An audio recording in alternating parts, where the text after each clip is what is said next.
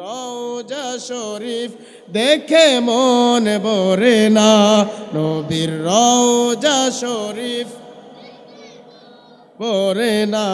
দিদার দাও গো শাহে মদিনা, দিদার দাও গো। মাশাআল্লাহ।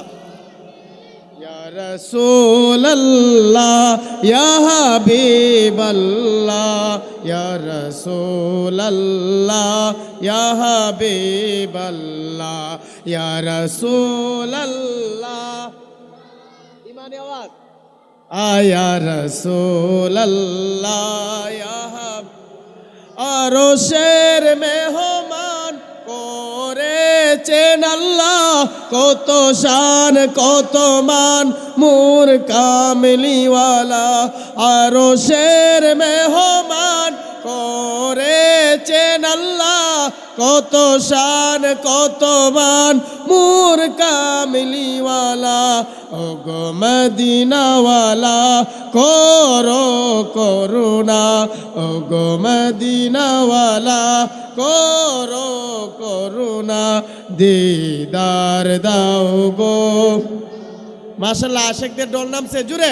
দিদার দাও গো শাহে মদিনা, নবীর রওজা শরীফ দেখে মন ভরে না। দিদার দাও গো শাহে মদিনা। আল্লাহুম্মা সাল্লি আলা, মাশাআল্লাহ জুড়ে, সাইয়্যিদিনা মাওলানা মুহাম্মদ ওয়া আলা আলি সাইয়্যিদিনা মাওলানা। লা ইলাহা ইল্লাল্লাহ জোরে, লা ইলাহা ইল্লাল্লাহ, লা ইলাহা ইল্লাল্লাহ, লা ইলাহা ইল্লাল্লাহ, লা ইলাহা ইল্লাল্লাহ, লা ইলাহা ইল্লাল্লাহ জোরে, লা ইলাহা ইল্লাল্লাহ, লা ইলাহা ইল্লাল্লাহ, লা ইলাহা ইল্লাল্লাহ, লা ইলাহা ইল্লাল্লাহ জোরে, লা ইলাহা ইল্লাল্লাহ, লা ইলাহা ইল্লাল্লাহ, লা ইলাহা ইল্লাল্লাহ মুহাম্মাদুর রাসূলুল্লাহ সাল্লাল্লাহু আলাইহি ওয়াসাল্লাম। জান্নাতের বাগানে বসে গেলাম, যদি আশা বসা আমার আল্লাহ তাআলা কবুল করে নেই। ও বন্ধুরে, বাবারে আমার, গুনাহ নিয়ে অনেকে জান্নাতের বাগানে ঢুকবে, কিন্তু আল্লাহর জিকির করার কারণে, খাস নিয়ত করে জান্নাতের বাগানে আসার কারণে আল্লাহ তাআলা যদি কবুল করে নেয় গুনাহ মুক্ত হয়ে, তাহলে এই জান্নাতের বাগান থেকে আমার আল্লাহ আপনাকে আমাকে বিদায় করবে। এই জন্য গুনাহ মাফের নিয়তে আমরা সবাই ইসমে জাতের জিকির করে আল্লাহ আল্লাহ আল্লাহ আল্লাহ মারহাবা, আল্লাহ আল্লাহ আল্লাহ আল্লাহ। একবার বাবলি না রে তোর হইব রে মরওয়ান, মারহাবা আল্লাহ আল্লাহ আল্লাহ। তুই মরিলে সঙ্গের সাথী, তুই মরিলে সঙ্গের সাথী, পাইবি না এক জওয়ান পাগল মওয়ান। একবারও বাবলি না রে তোর হইব রে মরওয়ান, মারহাবা আল্লাহ আল্লাহ জুরে জুরে, আল্লাহ আল্লাহ। হঠাৎ একদিন আজরাইলে ফাঁসি দিব তোমার গলে, শেষ করিবে সোনারি জীবন ও পাগল মওয়ান, মারহাবা আল্লাহ আল্লাহ ওই কবরে সাথী হবে আমার নবী নূরি দোয়ান মারহাবা একবার বাবলিনারে তোর হইব রে মরওয়ান আল্লাহ আল্লাহ মাশাআল্লাহ আল্লাহ আল্লাহ আল্লাহ বন্ধু স্বজন আছে যত জানা যায় যাবে শত শত আদার গোরে কেউ তো যাবে না ও পাগল মওয়ান মারহাবা আল্লাহ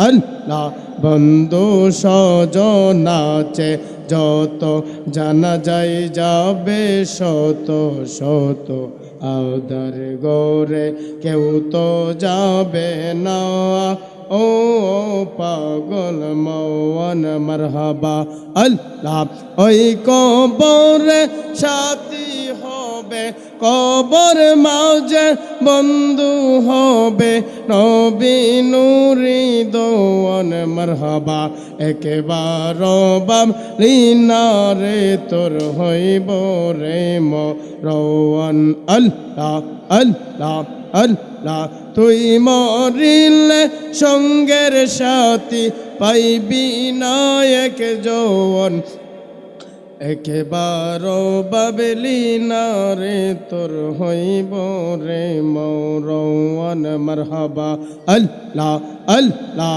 জুরে জুরে আল্লাহ আল্লাহ মাশাআল্লাহ মুর্শিদ মুর্শিদ কইরা আমরার গুমাসে না নয়নে বাগদাদি বাগদাদি কইরা আমরার গুমাসে না নয়নে আমার বলি বগরজ বিশাকে মোহনে মারহাবা আল্লাহ আল্লাহ তোমায় আমরা ভালোবাসি পাগলের মতন যত কাদাও কাঁদব গো দয়াল সারব না চোরওয়ান মারহাবা এলাকার লোক যে যাইব লোক সারব না প্রেমে জীবনে আমারে বলিব গো দয়াল কে মনে মারহাবা আল্লাহ আল্লাহ মারহাবা আল্লাহ লা ইলাহা ইল্লাল্লাহু মুহাম্মাদুর রাসূলুল্লাহ সাল্লাল্লাহু আলাইহি ওয়াসাল্লাম আলহামদুলিল্লাহ ওয়া শুকরুলিল্লাহ ওয়াসসালাতু ওয়াসসালামু আলা রাসূলিল্লাহ ঐতিহ্যবাহী সংগ্রেস পশ্চিম পাড়া লিয়ান বিলাস সংলগ্ন আল্লাহ আল্লাহ জিকির পবিত্র মিলাদুন নবী সাল্লাল্লাহু আলাইহি সাল্লাম পবিত্র ঈদে মাজিউন নবী সাল্লাল্লাহু আলাইহি সাল্লাম এবং খাজা মঈনুদ্দিন চিশতি হাসান সানজারি আজমেরি রাদিয়াল্লাহু তাআলা আনহুর স্মরণে সকল কবরবাসীদের স্মরণে আজ দ্বিতীয় বার্ষিক ওয়াজ ও দোয়ার মাহফিলের সম্মানিত প্রধান অতিথি আমাদের সকলের কলিজার টুকরা শাহপুর দরবার শরীফের বর্তমান গদিনশীন পীর সাহেব কেবলা শেখ শাহজাদা সৈয়দ গোলাম মোহাম্মদ আব্দুল কাদের কাউকাব আল কাদির সাহেব আজকের মাহফিলের যিনি প্রধান বক্তা বিশিষ্ট মিডিয়া ব্যক্তিত্ব হযরত মাওলানা গাজী সুলাইমান আল কাদির সাহেব আজকের মাহফিলে যিনি বিশেষ বক্তা সারা বাংলার আলোর সৃষ্টিকারী বিশিষ্ট ইসলামী চিন্তাবিদ হযরত মাওলানা ইকবাল হোসেন মুজাহিদি সাহেব আজকের মাহফিলে আরও উপস্থিত আছেন বিশিষ্ট ইসলামী চিন্তাবিদ এবং আরবি প্রভাষক হযরত মাওলানা মোহাম্মদ ফয়জুল করিম আল কাদিরি শাহপুরী সাহেব আরবি প্রভাষক বোয়ারা ইসলামিয়া ফাজিল মাদ্রাসা আদর্শ সদর কুমিল্লা সকলকে আল্লাহ তাআলা কবুল করুক আজকের বাগানকে কবুল করুক সকলে বলুন আমিন আল্লাহ পাকের দরবারে আমরা বেশি বেশি শুকরিয়া আদায় করি আজকে আল্লাহ দয়া করে মায়া করে এই মহতি মাহফিল জান্নাতের বাগানে বসিয়েছেন এইটা দয়া কার জুড়ে বলুন আল্লাহর আরে জোরে বলুন কার আল্লাহ পাকের দয়া আল্লাহর দয়া ছাড়া কেউ ভালো কাজ করতে পারে না লাখো কোটি দরুদ ও সালাম প্রিয় নবীজির কদম মুবারকে যিনি হায়াতুন নবী, জিন্দা নবী, গায়েবের খবর দেনে ওয়ালা, উম্মতকে তরানে ওয়ালার গোলাম হিসেবে আপনাকে আমাকে বিনা আরজিতে বিনা দরখাস্তে কবুল করেছেন। সকলে আবারও বলুন আল্লাহুম্মা আমিন। বাবারা, বন্ধুরা, এই মাসটা হচ্ছে রজব মাস। আজকে রজব মাসের 26 তারিখ, আগামীকালকে দিবাগত রাত গিয়েই 27 তারিখ, অর্থাৎ রজব মাসে আল্লাহ তাআলা আল্লাহর হাবিবকে দাওয়াত দিয়ে আরশে আজিমে নিয়ে গিয়েছেন, রবের দিদার নিয়ে গিয়েছেন। জুড়ে বলুন সুবহানাল্লাহ। এই জন্য আমরা শ্রেষ্ঠ নবীর শ্রেষ্ঠ উম্মত হইয়া পৃথিবীর মধ্যে শ্রেষ্ঠ জায়গা জান্নাতের বাগানে বসলাম। খুশি না বেজার? আরো জোরে বলুন খুশি না বেজার? আল্লাহ তাআলা যে আমাদের প্রতি দয়া করেছে, ইহসান করেছে, এই জন্য বেশি বেশি আল্লাহর শুকর আদায় করতে হবে। ও বন্ধুরে আমার, বাবারে আমার, ভূমিকা আর লম্বা করব না, সংক্ষিপ্ত আলোচনায় ঢুকে গেলাম। আল্লাহ পাক রব্বুল আলামিন মুসা কালিমুল্লাহ, ঈসা রূহুল্লাহ, ইব্রাহিম খলিলুল্লাহ, আর আমার নবী হলেন হাবিবুল্লাহ। জোরে জোরে বলুন সুবহানাল্লাহ। আমার নবী আল্লাহ পাকের হাবিব মুসা কালিমুল্লাহ, যিনি আল্লাহর সাথে কথা বলতেন। আল্লাহর সাথে কথা বলার কারণে তিনার উপাধি হয়ে গেছে মুসা কালিমুল্লাহ। মুসা কালিমুল্লাহ আল্লাহর সাথে কথা বলে। ও বন্ধুরে, বাবারে আমার, মুসা নবী আল্লাহর সাথে কথা বলে আল্লাহকে ডেকে বলে, আল্লাহ, তোমাকে না দেখে কথা বলি, আমার মনে শান্তি লাগে না, তৃপ্তি লাগে না। আল্লাহ, দেখা দাও, দেখা দাও, তোমাকে দেখতে চাই। আল্লাহ বলে, মুসারে, এটা সম্ভব না। বারবার আমার আল্লাহ তাআলা মুসা নবীকে বলে, কিন্তু মুসা নবী তো গরম নবী, মুসা নবী মানতে চাই না। আল্লাহর কাছে ফরিয়াদ জানাই, আরজি জানাই। বন্ধুরা আমার, আল্লাহর পয়গম্বর হযরত মুসা আলাইহিস সালাম আল্লাহর সাথে কথা বলতে তুর পাহাড়ে যায়। যখন মুসা নবী আল্লাহর সাথে কথা বলতে যাইতেন, তখন ওনার কওমের একজন বলতে লাগলেন, বাবারে আমার, বন্ধুরে আমার, জিনার একটা হাত ছিল না, একটা পাও ছিল না, তিনি মুসা নবীকে ডেকে ডেকে বলে, ওগো আল্লাহর পয়গম্বর মুসা, আমাকে আল্লাহ কি জন্য বানিয়েছেন? আমাকে আল্লাহ আল্লাহর কোনো প্রয়োজনে বানিয়েছেন কিনা? কারণ আমি দুনিয়াতে অসল, আমার চলতে ফিরতে কষ্ট হয়, কিন্তু আমি আল্লাহর শুকরিয়া আদায় করি মুসা নবী গো, আল্লাহর শুকরিয়া আদায় করি, আল্লাহর নাফরমানি করি না।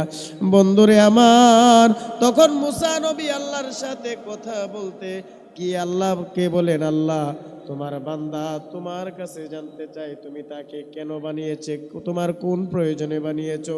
আল্লাহ তাআলা ডেকে কয়, মুসা রে, ও মুসা, ওই আমার পাগলটাকে বলো, আল্লাহ তাআলা জান্নাতে একটা ছিদ্র তার দেহ দ্বারা আল্লাহ তাআলা বরাত করিয়েছে। জুড়ে বলুন সুবহানাল্লাহ। এই খবরটা যখন মুসা নবী ওই আল্লাহর বান্দাকে শোনালেন, আল্লাহর বান্দা খুশি হয়ে গেলেন যে আমাকে আমার আল্লাহ তাআলা আল্লাহর প্রয়োজনে বানিয়েছে, আমার দেহের অংশ দ্বারা আল্লাহ আল্লাহর জান্নাতের একটা জায়গা বরাত করেছে। এমনভাবে তিনি শুকরিয়া আদায় করতে লাগলেন। আমরাও যে নবীজির উম্মত হইলাম, এই জন্য বেশি বেশি শুকরিয়া আদায় করব যুবক, কারণ শুকরিয়া আদায় করলে আল্লাহর নিয়ামত কমে না। লা ইন শাকারতুম লা আযীদান্নাকুম ওয়া লা ইন কাফারতুম ইন্না আযাবি লাশাদীদ। আল্লাহ পাকের শুকরিয়া আদায় করলে আমার আল্লাহ খুশি হয়, আমার আল্লাহ তাআলা আরো নিয়ামত বাড়িয়ে দেয়। তাই আমরা শুকরিয়া আদায় করব। আর মেরাজুন নবীর মাস, আল্লাহ তাআলা আমাদেরকে নেক হায়াত দান করেছেন। গত বছর অনেকে আমাদের মাঝে ছিল, আজকে নাই। সামনে আবার কে না কে চলে যায় কারো জানা নাই। মরণের কোনো গ্যারান্টি নাই, নিঃশ্বাসের কোনো বিশ্বাস নাই। এই জন্য আল্লাহর পয়গম্বর হযরত মুসা কালিমুল্লাহকে আমার আল্লাহ তাআলা পছন্দ করে, ভালোবাসে। মুসা নবীর সাথে আমার আল্লাহ তাআলা কথা কই। কিন্তু আপনার আমার নবী, শ্রেষ্ঠ নবী, নবীদের নবী, রহমাতাল লিল আলামিন, ইমামুল মুরসালিন, জিনাকে আল্লাহ তাআলা দাওয়াত দিয়ে আরশে আজিমে নিয়ে যায়। জুড়ে বলুন সুবহানাল্লাহ। মুসা নবী আল্লাহর সাথে দেখা করার জন্য আরজি জানায়, ফরিয়াদ জানায়, কিন্তু আমার কামলিওয়ালা দয়াল নবীকে আমার আল্লাহ তাআলা দাওয়াত দিয়ে আরশে নিয়ে যায়। জুড়ে জুড়ে বলুন সুবহানাল্লাহ। একটু মহব্বতে নবীর রওজা শরীফ দেখে মন ভরে না, নবীর রওজা শরীফ ভরে না, দিদার দাও গো শাহে মদিনা, দিদার দাও গো। মাশাআল্লাহ। ইয়া রাসূলুল্লাহ ইয়া হাবিবাল্লাহ, ইয়া রাসূলুল্লাহ ইয়া হাবিবাল্লাহ, ইয়া রাসূলুল্লাহ। ইমানি আওয়াজ।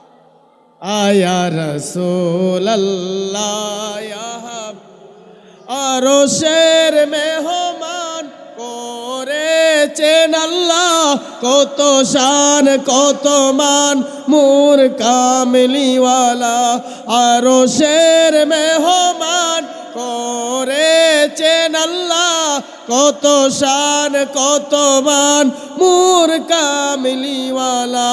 ও গো মদিনাওয়ালা করো করুণা, ও গো মদিনাওয়ালা করো করুণা, দিদার দাও গো। মাশাআল্লাহ, আশিকদের ডোল নামছে জুড়ে। দিদার দাও গো শাহে মদিনা, নবীর রওজা শরীফ দেখে মন ভরে না, দিদার দাও গো শাহে মদিনা, দিদার দাও গো। আমার নবীকে আল্লাহ তাআলা মেরাজে নিয়ে গিয়েছেন।